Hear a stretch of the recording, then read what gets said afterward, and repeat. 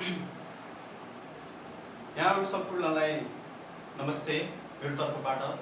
जहाँ जे हुनुहुन्छ तपाईहरू सबै अपेक्षा राख्छु सबैजना सन्चै हुनुहुन्छ होला है।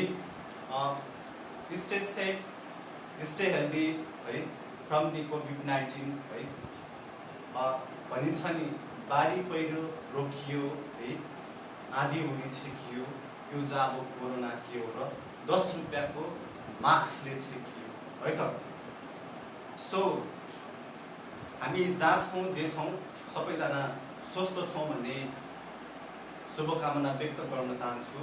यसै बिचमा मैले चाहिँ एउटा तपाईहरुको सामु चाहिँ एउटा मोटिभेसनल कार्यक्रम चाहिँ भिडियो चाहिँ लिएर आएको छु है। जे जस्तो लाग्छ प्रतिक्रिया दिन नभुल्नु होला। एक लाइक, मन परे एक शेयर र तल रहेको बेल आइकनमा चाहिँ क्लिक गर्न नभुल्नु होला है। र जे जस्तो हुन्छ प्रतिक्रिया चाहिँ लेख्न नभुल्नु होला कमेन्टमा है। सर्वप्रथम मैले चाहिँ ह्युमन लाइफ है, हामीले चाहिँ कसरी चाहिँ आफ्नो जीवन आर्छन् स्पेसली फर 10 क्लास बेसिस, 10 क्लासदेखि अब माथिल्लो क्लास लेभलमा चाहिँ जाँदाखेरि हामीले चाहिँ के गर्नुपर्दछ त्यो कुरा मैले चाहिँ भन्नु गएको छु है। 3D र 2P, 3D र 2P है। डेजर्ट्स डिपेन्डेन्ट डेभलपमेन्ट 3D भयो र 2P मिन्स प्रोफेसनलिजम्स है अर पर्सनल अर र P मिन्स एउटा चाहिँ पङ्क्चुअलिटी। हामीलाई चाहिँ विभिन्न कुराको आवश्यकता पर्दछ है आफ्टर द एसएलसी एक्जामिनेसन्स है, एसए एक्जामिनेसन्स पछि हामी कल्पना गर्छौँ विभिन्न कुराहरू चाहिँ नयाँ नयाँ चाहिँ अप्टेन, विभिन्न नयाँ नयाँ कुरा चाहिँ सिक्न खोज्छौँ। हाम्रा चाहिँ एम्फिसाइजेसहरू इमेजिनेसन्स के अरे भन्छ नि म त तिम्रो लागि आकाशको तारा नै झार्दिन्छु, के साँच्ची नै हामी चाहिँ त्यो झार्न सक्छौँ त? के त्यो सम्भव छ त? पक्कै पनि छैन नि त। यस वास्तवमा ती कुरा चाहिँ एउटा भन्नको लागि सहजता हुन्छ र गर्नको लागि निकै नै कठिनाइ हुन्छ है। सो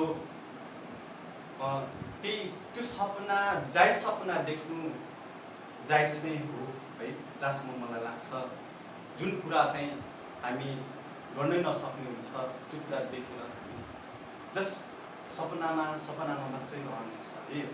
भनिन्छ नि एउटा कुरा मैले चाहिँ भन्ने गर्छु है, nothing is impossible if you want है, everything is possible if you do. Means कुनै पनि कुरा त्यस्तो छैन कि असम्भव है, सबै कुरा चाहिँ सम्भव छ जब कि हामी गर्न सक्छौँ।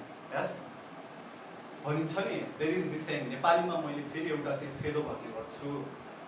हुँदैन बिहानमा मिरमिरमा तारा झरेर नगए, भन्दैन हाम्रो लागि दिनरात मिहिनेत नगरेर पढे है।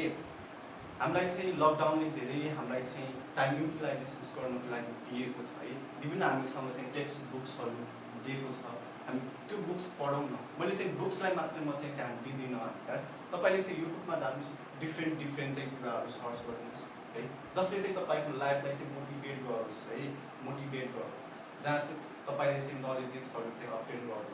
र म चाहिँ 2P र 3Dमा चाहिँ म चाहिँ एक्सप्लेन गर्न गएको छु। स्पेसली डेजर्ट्स डिपेन्डेन्ट र डेभलपमेन्ट, विकास र निर्भर र चाहिँ आवश्यकता, यी कुरा एकदमै चाहिँ हाम्रो लाइफमा चाहिँ इम्पोर्टेन्ट हुन्छ है। र पङ्क्चुअलिटी र प्रोफेसनलिजम्स अर पर्सनल, व्यक्तिगत र चाहिँ व्यवसाय, जे व्यक्तिगत भने पनि व्यवसाय भने पनि है, व्यावसायिक रूपमा अनि पङ्क्चुअलिटी एकदमै चाहिँ ठिक्क समयमा। हामी नेपालीको बानी चाहिँ के हुन्छ, ठ्याक्क चाहिँ हामी के कुरा सोध्छौँ है त्यो कुरालाई आज गर्दैनौँ हामी, त्यसलाई चाहिँ गर्नको लागि महिनौँ बित्छ, वर्षौँ बित्छ, जस्ट इमेजिनेसन्समा मात्रै हामीले चाहिँ गरेर भ्याउँछौँ। यस कुरा चाहिँ एकदमै ठुल्ठुलो गर्ने तर गर्दाखेरि चाहिँ हामी के पनि नगर्ने, त्यस्तो चाहिँ हाम्रो नेपालीको स्वभाव है।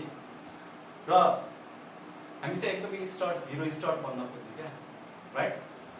अनि डेजर्ट्स हामीलाई चाहिँ के को आवश्यकता छ, म चाहिँ सिम्पली फर स्टुडेन्ट्सको बेसिसमा रहेर मैले चाहिँ तपाईँसँग कुरा गरेँ आज, मोटिभेसनल गरेँ। यस भनिन्छ नि डेजर्ट्स, अब आवश्यकता हामीलाई चाहिँ अहिले के छ, हामीलाई चाहिँ एजुकेसन छ नि त।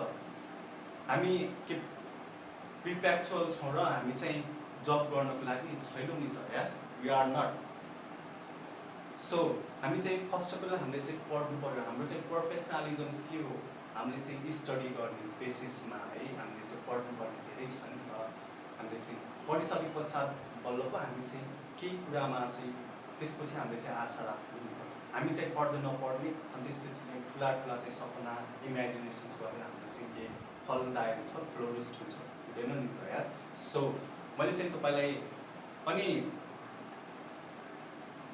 पङ्क्चुअलिटी सबैभन्दा हाम्रो चाहिँ पङ्क्चुअलिटी डेजर्ट्स भयो र अब पङ्क्चुअलिटीकोमा म चाहिँ है पङ्क्चुअलिटी हामी पढ्छौँ भन्छौँ नि त यस राइट अब चाहिँ आज यस्तै भयो है सरले तपाईँलाई चाहिँ क्लासमा चाहिँ के मोटिभेसन दिनुहुन्छ है अब चाहिँ हामी पढ्नुपर्छ भनेर तपाईँलाई चाहिँ जगजगाउनुहुन्छ तर तिमी चाहिँ के गर्छौ तर तपाईँ चाहिँ के गर्नुहुन्छ भने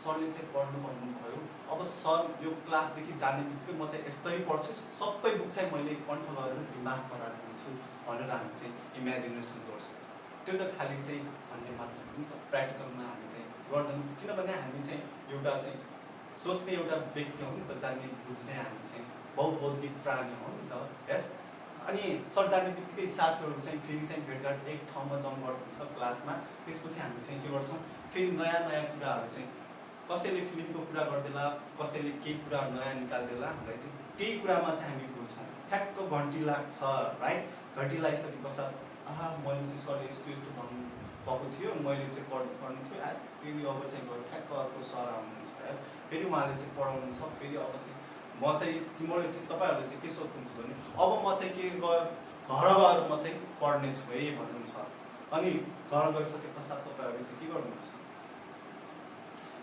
घर गइसके पश्चात तपाईँहरूले चाहिँ भोक लाग्छ स्कुलदेखि त्यत्रो चाहिँ कुराहरू सुनेको पढेको यस तपाईँहरू धेरै काम गर्नुहुन्छ नि त यस may have do a lots of works in your schools yes then you have to go in your schools go in your homes then you have to take a snacks है नास्ता तिमीलाई खानुपर्छ नि त ब्रेकफास्ट अनि साथी गाउँमा त हामी मात्रै हुँदैनौँ नि त डिफ्रेन्ट चाहिँ साथीहरू हुन्छ विभिन्न स्कुलबाट चाहिँ एकट्ठा भएको अनि त्यसपछि चाहिँ साथीभाइमा चाहिँ अब चाहिँ फेरि भेटघाट हुन्छ अनि त्यसपछि हामी चाहिँ खेल्न निस्किन्छौँ यस कसैसँग मोबाइल छ भने मोबाइलमा बिजी भन्छ अनि बुक पढ्ने त वास्तै हुँदैन नि त अनि त्यसपछि चाहिँ ठ्याक्क झमक्क रात पर्छ है अथवा चाहिँ खेल्दा खेल्दै हामीलाई चाहिँ मजा आएर आउँछ नि त त्यसपछि ठ्याक्क हाम्रो चाहिँ कन्सेप्टमा भुल्लेर आउँछ है सम्झेर त आउँदैन भुल्लेर चाहिँ आउँछ राइट के आउँछ भने ला मैले चाहिँ यस्तो यस्तो पढ्छु भनेको थिएँ सरले चाहिँ मलाई झकझकाउनु भएको थियो अनि ल अहिले चाहिँ एकदमै राम्रो लागिरहेको छ मजा आइरहेको छ यार अब चाहिँ म चाहिँ के गर्छु घर गएर म चाहिँ फेरि सुत्ने बेलामा चाहिँ यस्तै पढ्छु सबै बुक मैले चाहिँ पानी घोलेर मैले चाहिँ पिदिन्छु भनेर जस्तो लाग्छ राइट अनि फेरि खाना खाने बित्तिकै हामीलाई चाहिँ के हुन्छ भने खाना खाने बित्तिकै हामीलाई चाहिँ निद्रा लाग्छ नि त पेटले चाहिँ हामीलाई डाइजेस्टिभ सिस्टम्सलाई चाहिँ एक्टिभ हुनु पऱ्यो नि त त्यसपछि हामीलाई चाहिँ अल्छी लाग्छ अब यस्तै हो अब चाहिँ भोलि बिहान हामी चाहिँ सबेरै उठेर म चाहिँ एकदमै पढ्छु अब त्यही भइसकेपछि अब अनि त्यसपछि हामी चाहिँ मजाले सुत्छौँ सुतिसकेपछि हामीलाई बिहान उठ्न त कहाँ मन लाग्छ हामी त एकदमै बौद्धिक एकदमै एक्टिभ हुन्छौँ नि त यस अनि त्यसपछि बिहान 9 बजेको थाहै हुँदैन बाबा आमा चाहिँ कराउनुहुन्छ है उठ छोरा उठ छोरी भनेर हामीलाई चाहिँ 8 बजेको 9 बजेको पत्तै हुँदैन फेरि हतार ब्रस गर्यो टोइलेट गऱ्यो खाना खायो अनि चाहिँ टाई एकातिर छ झोला एकातिर छ ब्याग एकातिर छ फेरि सट्ट चाहिँ लिएर दौड्दै सबभन्दा लेट हामी चाहिँ स्कुलमा आइपुग्छौँ है हाम्रो स्वभाव है अनि हाम्रो स्वभाव त्यो हुन्छ यस र यो स्वभावलाई चाहिँ परिवर्तन गर्नु फेरि त्यही दिनचर्या त्यही चाहिँ हामीले चाहिँ के गर्छौँ दिनौ रूपमा चाहिँ चलिरहेको हुन्छ है हाम्रो चक्र चाहिँ त्यसरी नै दिनरात हामीले चाहिँ धकलिरहेको हुन्छौँ वर्षौँ बित्छ महिनौँ बित्छ यस दिनौँ बित्छ है यसरी चाहिँ हाम्रो दिनचर्याहरू धकलिरहेको छौँ हामी कतिसम्मको चाहिँ अबुझ रहेछौँ है पक्कै पनि मेरो मोटिभेसनले तपाईँलाई चाहिँ केही कुरा झस्काउने छ र आजदेखि तपाईँले चाहिँ स्टार्टेड गर्नु छ यो लकडाउनको समयमा। एकदमै अमूल्य समयलाई तपाईँले चाहिँ पाउनु भएको छ। जे तपाईँले चाहे पनि तपाईँले त्यो कुरा चाहिँ पुरा गर्न सक्नुहुनेछ है।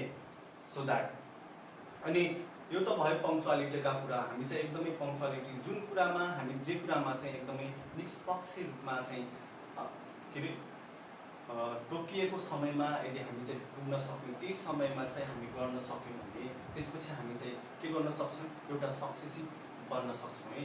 अनि डिपेन्डेन्ट अब चाहिँ हामी चाहिँ केमा डिपेन्डेन्ट हुने, विभिन्न चाहिँ गुगल्समा तपाईँ जानुहोस्, तपाईँको बुक्समा, तपाईँ ट्याक्समा, तपाईँले जे खोज्नुहुन्छ युट्युबमा तपाईँले चाहिँ त्यो पाउनुहुनेछ है। यदि तपाईँसँग बुक छैन भने ती कुरामा चाहिँ तपाईँ डिपेन्डेन्ट हुनुहोस्।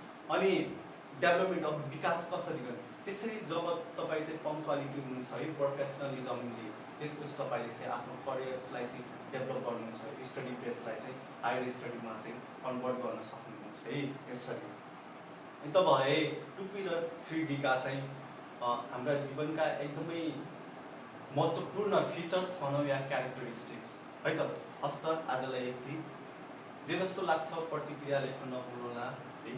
कमेन्ट बक्समा एक लाइक, मन परे एक सेयर र तल रहेको बेल आइकनमा प्रेम अकाउन्ट्समा चाहिँ क्लिक गर्न नभुल्नुहोला है त। हस् त, नमस्ते, बाइ बाइ।